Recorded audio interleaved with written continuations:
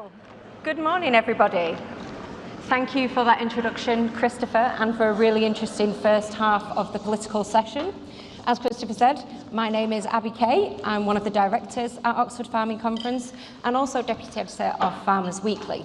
Now, I'm going to be your chair for this second part of the session, in which we have three fantastic speakers who I will introduce to you in a moment. But first I'll explain how the session is going to work. Each of them is going to have 5 minutes to speak, and then I will open up the floor immediately to questions from the floor and the app. So please do be thinking about questions, what you can ask, but I would make a plea that we do have short questions, please, and not long statements, because we are short on time. And short answers too, Caroline, yes. So without further ado, I will ask Steve, our first speaker, to get stuck in. Steve is the Labour Party Shadow DEFRA Secretary, a position he has held since September 2023. Prior to this, he was Shadow Secretary of State for Communities and Local Government and Shadow Secretary of State for Justice. And I do want to extend an extra special thanks to Steve for coming, because he has cut his holiday short to be here. So, Steve, over to you.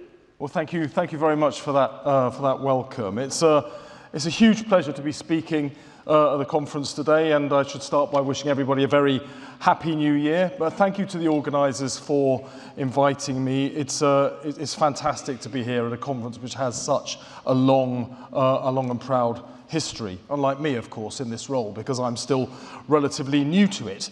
But I'm delighted that in my 3 months in this job, that makes me much more experienced than my opposite number, the new boy Steve Barclay, who we just heard from. And we may just be a few weeks away from a general election. And of course, I wish the Secretary of State well in his new role as he embarks on what I hope will be his farewell tour. For me, this is one of the most significant jobs in government. And if the voters are willing when that election comes, I would be proud to follow him in it. Now, farming and agriculture have always played a key role in the life of our country. We take pride in that history, and we remain grateful for all that farmers do today, feeding our country, protecting our landscape and our natural world. Yet in recent times, Westminster has ignored the needs and ambitions of our farmers. The highest personal tax burden since the Second World War, skyrocketing mortgage rates and rising rents, pricing many people in the countryside out of a home, inadequate public transport, leaving towns and villages cut off. Farmers have been abandoned by a government that promised to keep export markets open, but instead locked them closed behind avoidable trade barriers, blocking the export of good, high-quality British produce into Europe. Soaring energy prices have clobbered farmers and producers, forcing up prices for fertilisers and animal feed. Over 6,000 agricultural businesses have closed down since 2017. That includes over 5,000 meat, fruit, vegetable and dairy producers, with jobs lost, livelihoods destroyed, futures broken. Shocks like COVID and Ukraine have shown how insecure our world can be and how volatile our supply chains are. And nowhere is this more evident than in food, as we just heard from that report on the platform here earlier this morning. Soaring food inflation, empty shelves, and working people queuing up outside food banks all tell us one thing: food security is national security.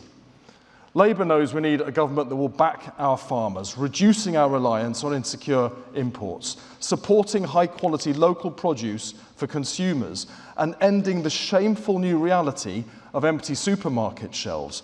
It's time to embrace a decade of national renewal that has the countryside at its heart. And with Keir Starmer as Prime Minister, Labour will deliver a new deal for farmers and give them back their future.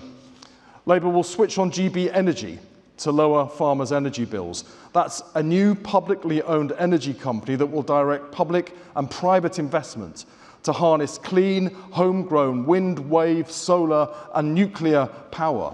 That means cheaper energy for rural businesses and for our farmers.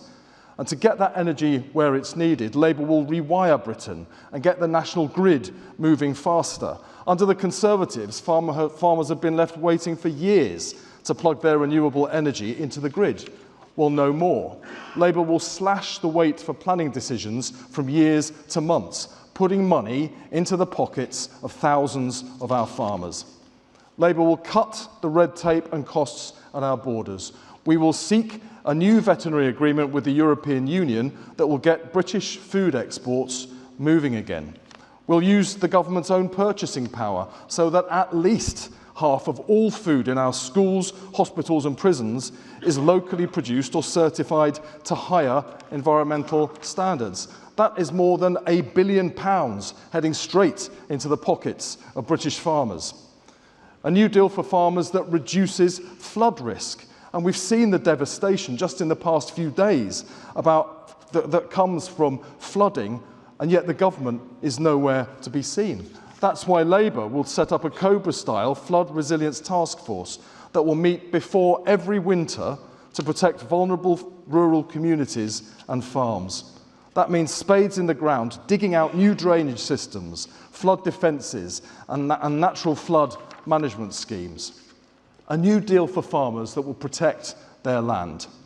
And let me be clear, a Scottish-style right to roam would not be appropriate for farms, habitats and the landscape across England.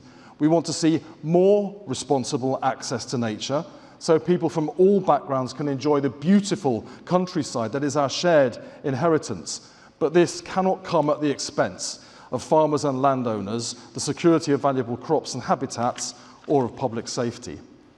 Rural communities have shared their anger with me about local crime blighting their area.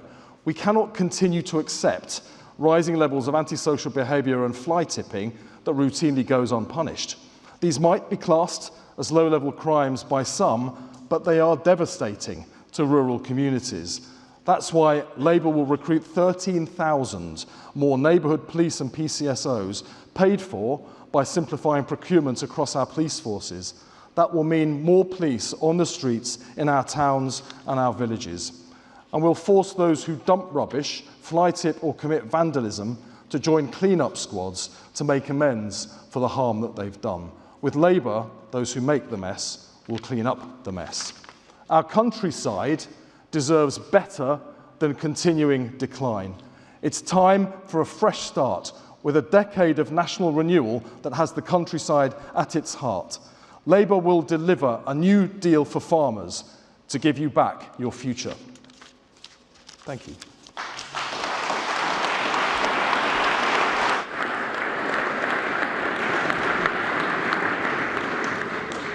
Thank you very much, Steve. A pitch for government there, if ever I heard one.